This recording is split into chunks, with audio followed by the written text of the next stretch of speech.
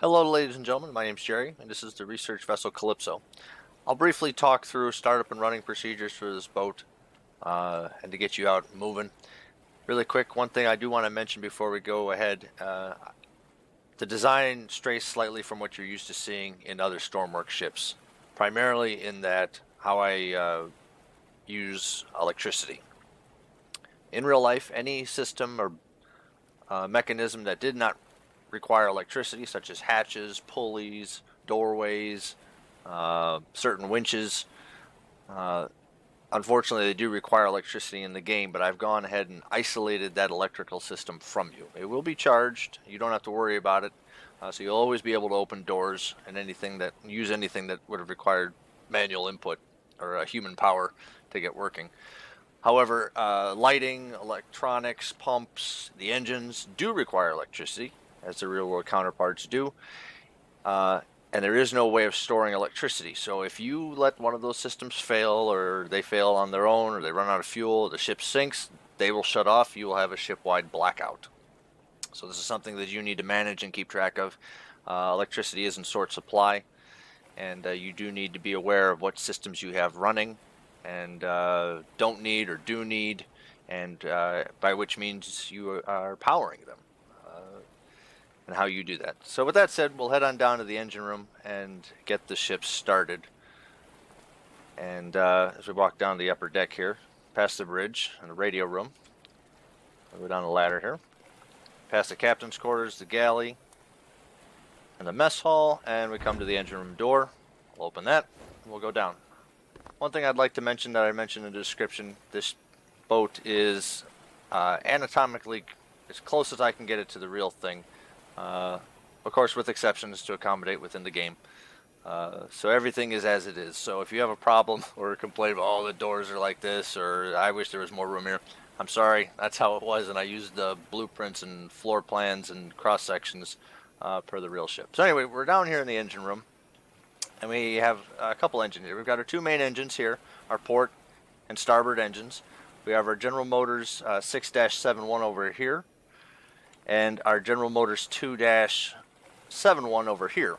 The 2-71 would be used if you're just trying to get the engine started. It can only provide power to the engine room and the annex, which we will see shortly, and would be primarily used for starting the engines, or if the ship's at dock and the crew's ashore and there's no need to provide any major power to systems on the boat. This would be the generator you would want to use so as to conserve diesel fuel. On the other side here, we have the General Motors 6-71. This would be used if you are, let's say, anchored at sea, and again, to conserve fuel, you would have this on. This will provide power to most systems on the ship, and can be used in that capacity. So if you're anchored and they're, doing underwater research, you would probably want to shut off the main engines and use this one. For right now, I'm just going to start the General Motors 2-71 so we can get our main engines going. So I'll come over here to the auxiliary engine starter batteries breaker, turn that on. I'll observe the gauge, the batteries are full. And next thing I want to do is I want to turn on one of our daily use fuel tanks. There's a port and starboard one. I'll select the port one. You can use the starboard if you choose. If you would like to check the fuel status of either one of those tanks, they're located in the aft hold here. And it's this tank here, and behind the hatch here, this tank. And they can be filled by opening these two valves here. They can also be drained to the main fuel tanks using these valves. And you can see that we have plenty of diesel fuel in both tanks. Open that hatch back. Come back in. Go over to the 2-71. You notice we have no lighting or any power whatsoever, but we do have power going to this engine at the moment. So I'll turn the ignition. The engine will start. Our ready light will come on, which means the generator is now producing electricity. And we have power, but we still need to cut it into all our electrical systems. So I'll open the door to the engine room annex, or the plant as they called it. Come through, and we'll see this blue control panel here. I'll cut in the generator. We now have this gauge here is displaying the power that's being produced and what we have available to us. Right now we're producing all the power we need. This is our 20 kilowatt panel, by the way. So I'll then cut in the engine room breaker and the engine room annex breaker. So now we have power in this compartment and the one adjacent to it, the actual engine room. So I'll turn on the lights in here, go through the hatch here, turn on the lights in here. Next thing I want to do is I want to turn on the compressor to start building air. Right now, as you can see, the air start pressure is at 0, and we need this air to start our main engine. So I'm going to turn that on. You'll hear the compressor turn on, and it'll keep going for a little while. We're then going to come over here to our saltwater cooling system. I've simulated a water cooling system. It pumps in quote-unquote salt water and cools the sea chest, which is fresh water, and it pumps fresh water through the engines, as you wouldn't want to do, pump salt water through an engine. We're going to close the starboard water cooler drain because we don't want salt water building up in the sea chest. It's open by default. So we'll close that, and we'll open the starboard sea chest valve, and you'll start seeing water filling the sight glass. That's the starboard engine. We'll do the same thing for the port side. Port water cooler drain closed, sea chest valve open. Same thing, we'll see water filling the sea chest. We're going to move to the rear bulkhead of the engine room, and we're going to open the starboard main fuel tank valve and the port main fuel tank valve. The engines draw fuel from the port or starboard sides of the ship. They do not have the ability to cross feed from one side of the ship to the other, but you can transfer fuel from one side of the ship to the other. Besides the main fuel tanks, we also have a port reserve fuel tank, which is located towards the bow of the ship, and then the ability to transfer that fuel, so draw fuel from the starboard main fuel tank valve. So we have our main fuel tank valve open, and our main fuel tank valve open here. You notice the compressor is shut off. That is because the air start tank pressure is now at 10.42 bar, and anything over 7 you can start the engines with. This will automatically shut off and turn back on when it drops to a certain point. When you start the engines, they will almost completely deplete the tanks of air, which are these simulated air tanks back here, and it will be required to be recharged to start the second engine, or if you have a false start, to restart the same one. Anyway, we'll come over here. I'll open the fuel cutoff for the starboard engine and the fuel cutoff for the port engines. We'll then move down here, and we'll open the air starting valve and leave it on. The engine is started. The compressor has restarted. You notice we have an RPM. The engine's climbing. Our engine temp is climbing. Fuel pressure is holding. What I can now do is I can now cut in the generator. We're now producing 60 kilowatt power, which is electricity we can use to power the rest of the ship. Notice our air pressure dropped. It drops down to about 3 bar, but it's now building. So I'll let that climb for a little bit. Actually, once it hits 10.42, I'll shut it off, just so we don't have to hear it anymore. I'll shut that valve, or the air start compressor, off. Ensure the fuel cutoff is open. I'll come over here and start the engine. Same thing. We'll observe our engine temp and fuel pressure. They are climbing. Nominal RPS or RPMs look good. I'll cut in the generator. We're now producing 60 kilowatt power on this engine as well. Simulated, mind you. Electricity in this game is electricity. It doesn't come in any wattage. This is our 60 kilowatt distribution panel. This is what distributes electricity to the remainder of the ship. So you notice here we have 2 cut-ins. One for our starboard General Motors 8-2688 kilowatt generator. The ready light is on, so I'll cut that in. You notice the gauges have all changed, and they are climbing up to 1. And you notice power available is sitting at 31.78. We'll now cut in this one, and we have, well, that should remain the same. That's set up to read both the generators together, so that's fine. So both generators on both main engines are cut in, and we have power going at least to the relays within this control distribution panel. We don't have this system connected yet. What we need to do is we need to turn on these breakers. So the engine room breaker, we'll turn that on. Or excuse me, the engine room breaker, aft hold and aft deck breaker. The engine room annex breaker, which is this compartment right now. The galley, mess hall, and diver prep room breaker. Freezers, stateroom and breaker. The bridge and radio room breaker, and the forecastle and bow compartment breaker. We now have power flowing to all our systems in the ships. At this point, we no longer need the small auxiliary engine, the 2-71, so we can actually cut that out from the system. So I'll turn that off, or what you can, which would be more appropriate, you turn off the breakers first, then the generator cut in. It doesn't matter much. This switch right here is for the General Motors 6-71, 60 kilowatt generator, which, as I mentioned, is this one over here. We didn't use that, but if you were to turn it on, that is where you would cut it in at. As you can see, there's also a ready light for it. Alright, once we've done all that, we'll come over here and we'll hit the fuel shutoff for that generator. It'll eventually wind down and stop. While it's doing that, I will cut off the daily use port fuel tank to the generator. I also want to make sure I turn the bilge on. You can do that while the auxiliary engine is running. It's not particularly important. It's going to pump water out, or gray water out of the bilge, which is primarily the excess seawater from the sea chests at the moment, which it seems to have drained already. Now that that's off, the 2-71 is off, I will shut off the fuel valve and turn off the key, or the ignition, and shut off the breaker for those batteries. We no longer need them, and they do not provide power to anything else besides these two auxiliary generators. Next, if I need it, I can turn on the freshwater distiller, which will start pressurizing the system.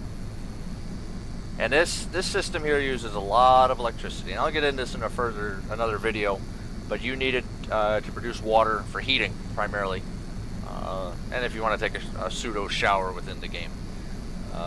But if you want heat, if you're going to be in the Arctic, you're going to need this on. It draws a lot of electricity, and this generator does not produce, or barely produces enough power to run this. If you have anything else going, this will not, it'll suck down electricity pretty quick, and you'll end up in a blackout. Once we have the distiller running, we need to distribute that water. So we'll come over here and we'll turn on the water heater feed pump, which will now start pumping water from our freshwater tank once it fills down through our water heater, which is located in the bow of the ship.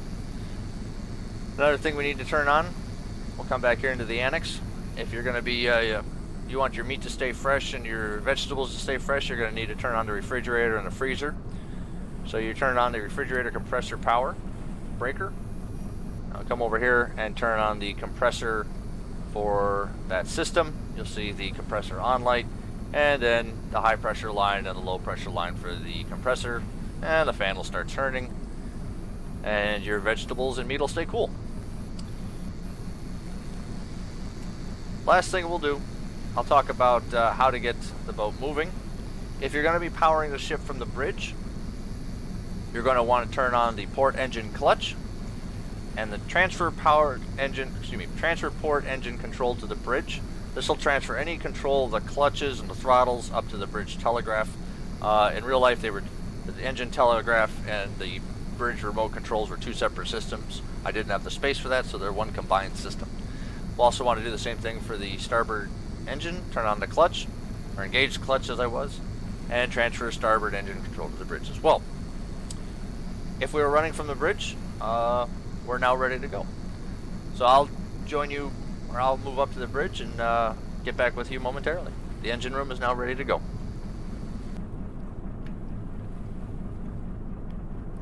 Alright, so I'm on a bridge, and this is our engine telegraph. As you can see, I have two lights that have illuminated here. This is the starboard engine bridge control active, and of course the one for the port engine. So we now have control of our two engines. So if I hop on the ship's helm here, you'll see off on the bottom left there the HUD controls. So I can use the buttons, or I can control them obviously with this. and I can move the engine full ahead, and we will begin moving. Our speed's increasing, and we are underway. Order an all stop. The engines will reduce power. You can see the tachometers up here, located on the bridge roof. And that is how you get the engines moving. If you have are in multiplayer and you would like to use the engine Telegraph, we can do that as well. In order for that to function, we'll have to go back down to the engine room, so and show you how to set that up. Alright, so we have the engines all stopped, and I'll briefly talk about how to use the engine room Telegraph. It works just as you'd find on any actual ship. The bridge crew does not have control of the engines. They merely can ask for or order commands to the engine room, who will then set the engines appropriately and acknowledge the command. To do that, they would use the same levers, but they will have no function other than to send a command down to the engine room. The engine chief engineer, or whoever's watching the engines or operating the engines, will respond, and it'll be displayed here on this tape gauge. So you can see here the engine order telegraph repeater. The white line is for the starboard engine, red line for the port. Right now, they're at all stop in the center here. If you order all ahead, the chief engineer will respond, and you'll see the white line move forward. So we'll go back down to the engine room, and I'll show you how to use the engines manually, I suppose. Alright, so we're back down here in the engine room, and as you can see here, I'm standing between the two main engines. If I want to use the engine controls here, I need to make sure that these transfer bridge controls are off. This will also not only disconnect the remote telegraph stand on the bridge from the engines, and it'll be displayed on those lights at the base of the telegraph, but it'll allow me to control the engines from the controls here. Here's our engine room telegraph. This is a display. It's primarily decorative. It does have, this needle does move, and it does show, point to ahead, half slow, full, stop, but it's semi-functional. As you know, pixels, it's hard to read. If you're curious or want to know what the actual reading that the bridge crew has ordered, there's a gauge hiding down here, and it'll display the actual reading. So we'll snap up to the bridge real quick, and I'll order a head 2/3, let's say. All right, head 2/3. That's about right. So 60. All right, so we're back down in the engine room, and we've received our orders from the bridge for head